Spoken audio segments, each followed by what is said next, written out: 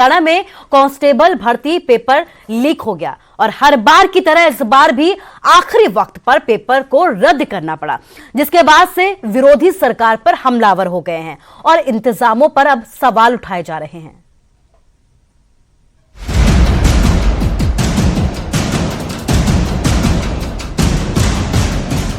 हरियाणा के युवा रविवार को पुलिस भर्ती के इम्तिहान में अपनी बारी का इंतजार कर रहे थे,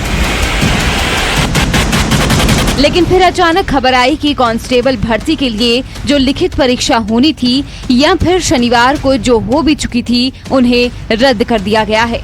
क्योंकि तमाम दावों के बावजूद भी सूबे के अलग अलग हिस्सों से पेपर लीक होने की खबरें शनिवार को ही वायरल होने लगी थी, जिसके बाद हरियाणा स्टाफ सिलेक्शन कमीशन को आनन फानन में ये फैसला लेना पड़ा।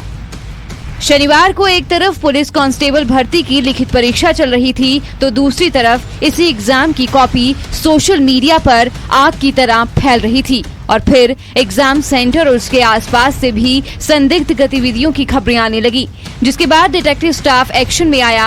अकेले करनाल से ही ऐसे 6 युवकों को गिरफ्तार किया गया जो किसी और की जगह इम्तिहान दे रहे थे।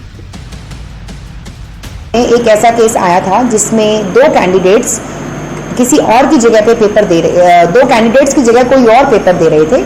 जैसे ही संज्ञान में आया, उसी समय पे उन्हें पुलिस के हवाले कर दिया गया और कानूनन उन पे कार्रवाई की जा रही है। पेपर तो रद्द हो गया, लेकिन इसके बाद अब सियासत शुरू हो चुकी है। कांग्रेस का सीधा आरोप है कि सूबे में पेपर माफिया को सत्ताधारी बीजेपी और जेजेपी की शय हासिल है।